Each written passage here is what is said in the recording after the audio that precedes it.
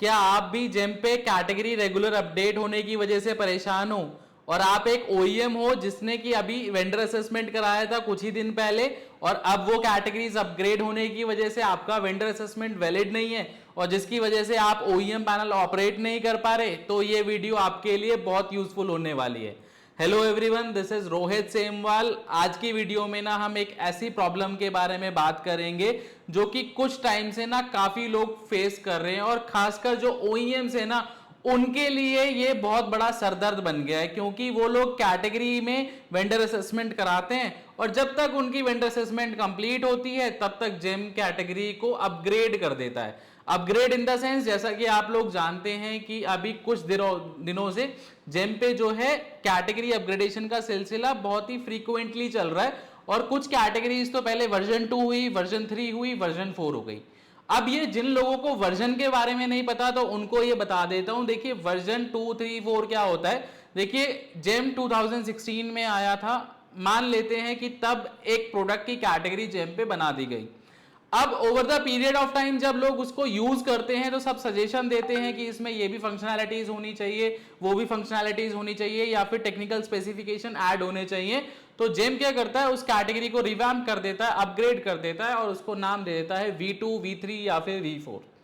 अब इसके होने से ना प्रॉब्लम लोगों को क्या आती है, जो कि खासकर ओईएम्स को आ रही है, कि वो लोग वेंडर असेसमेंट तो अपना कंप्लीट करा लेते हैं, फीस भी दे देते हैं और एक टीडीएस प्रोसेस फॉलो करके अपना वेंडर असेसमेंट कंप्लीट करा लेते हैं। मान लेते हैं, अज्यूम कर लेते हैं कि जब ओईएम ने वेंडर असेसमेंट कराया तो वो कैटेगरी थी वर्जन 2। लेकिन जैसे ही वो वेंडर असेसमेंट कंप्लीट हुआ, या फिर वेंडर असेसमेंट आपको पता है कि कोई भी कराता है तो वो 3 साल के लिए वैलिड होता है, और 6 महीने के बाद अज्यूम कर लेते हैं कि जेम ने उस कैटेगरी को अपग्रेड कर दिया वर्जन 3 में।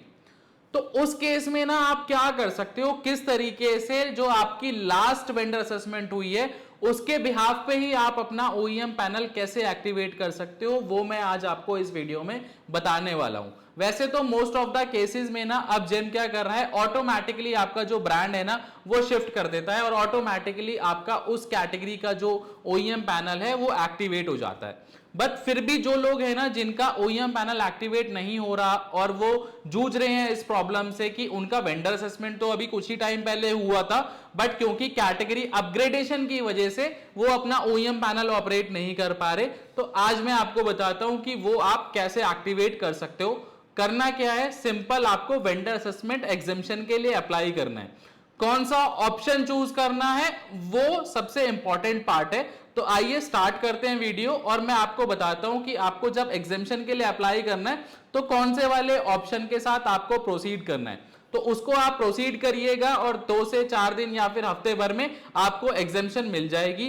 ध्यान रखिएगा आपके पास उसके लिए क्या होना चाहिए, आपके पास जो भी आपने लास्ट वेंडर असेसमेंट कराई है उसका वैलिड रिपोर्ट होना चाहिए जिसमें आपकी वो कैटेगरी अप्रूव्ड हो रखी हो। ऐसा नहीं कि आपकी जो लास्ट वेंडर असेसमेंट हुई थी और उसमें वो कैटेगरी रिजेक्टेड है और आप फिर अप्लाई कर रहे हैं, ऐसा बिल्कुल नहीं होगा। जो भी कैटेगरी अप्रूव्ड हो रखी है आपकी लास्ट वेंडर असेसमेंट में, उसी रिपोर्ट को आपको लगाना है और जो नई कैटेगरी है उसमें फिर आपको एग्जेम्पशन मिल जाता है। तो आइए स्टार्ट करते हैं वीडियो और समझते हैं कि कैसे आप वो ले सकते हैं। तो फ्रेंड्स, मैंने लॉगिन कर लिया है अपनी जेम प्रोफाइल पे। लॉगिन करने के बाद आपको करना क्या है, माय अकाउंट में जाना है। माय अकाउंट में जाने के बाद नीचे स्क्रॉल करके आप आओगे तो यहाँ पे वेंडर असेसमेंट का ऑप्शन आपको देखने को मिलता है। अब वेंडर असेसमेंट ऑप्शन में आपको करना क्या है, देखिए, जब आप कोई भी नया वेंडर असेसमेंट कराते हो ना, तो यहाँ पे आपको न्यू असेसमेंट रिक्वेस्ट के थ्रू आपको आगे प्रोसीड करना होता है। बट क्योंकि हम लोग वेंडर असेसमेंट तो पहले करवा चुके हैं और हमारा रिपोर्ट भी जनरेट हो चुका है, तो आपको क्या करना है, उस रिपोर्ट को डाउनलोड करके अपने पास रख लेना है और इसके ऊपर आना है असेसमेंट एग्जाम्शन पे। असेसमेंट एग्जाम्शन पे आने से पहले ना आपको ना यहाँ पे असेसमेंट एग्जाम्शन डॉक्यूमेंट्स को पूरा करना होता है। जो भी, जैसे मेरी प्रोप्राइटरशिप फर्म है तो प्रोप्राइटरशिप फर्म के अकॉर्डिंग यहाँ पे मेरे को डॉक्यूमेंट सॉफ्टवेयर बता रहा है, वो मैंने यहाँ पे अपलोड कर दिए। तो फिर यहाँ पे असेसमेंट एग्जाम्शन का ऑप्शन जो है मेरे लिए खुल जाता है। अगर आपकी प्राइवेट लिमिटेड फर्म है, पार्टनरशिप फर्म है, तो जब आप इस ड्रॉप डाउन को ओपन करोगे तो जो भी डॉक्यूमेंट्स सॉफ्टवेयर आपसे मांग रहा है वो डॉक्यूमेंट आपको यहाँ पे सबमिट करने हैं, फिर आप ये असेसमेंट एग्जाम्शन वाले ऑप्शन को एक्सेस कर पाओगे। इस पे आप आओगे, आने के बाद आपको न्यू एग्जामेशन रिक्वेस्ट पे जाना है।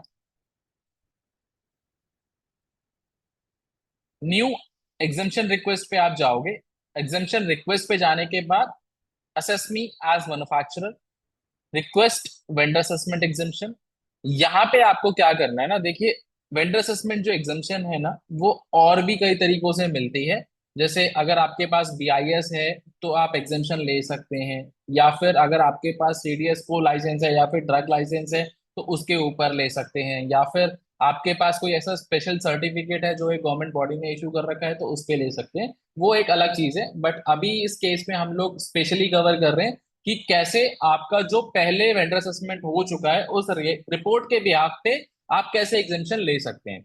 तो उस रिपोर्ट को आपको क्या करना है, ये वाला सेलेक्ट करना है ऑप्शन, जो ये थर्ड वाला ऑप्शन है ना, seller recommended for exemption for specific categories. ये वाला ऑप्शन आपको सेलेक्ट करना है और सेव करना है।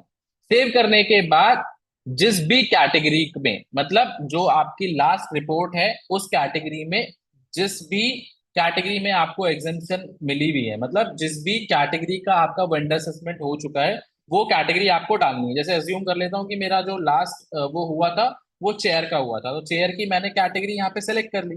उसकी डिटेल्स आप यहाँ पे पुट करोगे और आगे प्रोसीड कर जाओगे। यहाँ पे मैंने एक ही कैटेगरी डाली है आपको दिखाने के लिए, अगर आपकी मल्टीपल कैटेगरीज हैं तो ऐड न्यू रो करके आप सारी कैटेगरी वन गो में डाल सकते हैं। सेव एंड प्रोसीड करेंगे। सेव एंड प्रोसीड करने के बाद फिर आपका जो डॉक्यूमेंट है, मतलब जिसके बिहाफ पे हम एग्जामेशन लेने वाले हैं, तो जो आपकी वेंडर असेसमेंट रिपोर्ट है ना, वो आपको यहाँ पे अपलोड करनी है। वेंडर असेसमेंट रिपोर्ट आप यहाँ पे अपलोड करेंगे। जैसे मैंने यहाँ पे अपलोड करी, सेव किया। सेव करने के बाद आपको ये सबमिट वीए करना है, सबमिट वेंडर असेसमेंट करना है। तो ये जो रिक्वेस्ट है वो टीम के पास जाएगी, टीम आपकी जो रिपोर्ट है उसे वेरीफाई करेगी और उसके बिहाफ पे आपको एग्जेम्पशन दिया जाएगा। और जो भी नई कैटेगरी है उसमें फिर आप अपना जो ओईएम पैनल है उसे एक्सेस कर पाओगे। तो इस प्रोसेस को फॉलो करके ना आप लोग भी अपना ओईएम पैनल रीएक्टिवेट कर सकते हैं। वीडियो अच्छी लगी है तो लाइक कर देना, चैनल को सब्सक्राइब कर देना और इस वीडियो को हर एक उस इंसान तक पहुंचा देना जिसको इसकी नीड है। क्योंकि बहुत सारे लोग क्या कर रहे हैं, नॉलेज ना होने की वजह से दोबारा से वेंडर असेसमेंट रीअप्लाई कर देते हैं और दोबारा से सारा प्रोसेस उन्हें करना होता है, और जबकि ये आपको प्रोसेस करने की जरूरत नहीं है। अगर आपकी रिपोर्ट को, मतलब आपकी वेंडर असेसमेंट को 3 साल नहीं हुए तो आप एग्जामेशन ले सकते हो। सिंपल सा ये प्रोसेस आपको फॉलो करना है और आपका जो ओईएम पैनल है दोबारा से रीएक्टिवेट हो जाएगा उसी कैटेगरी में।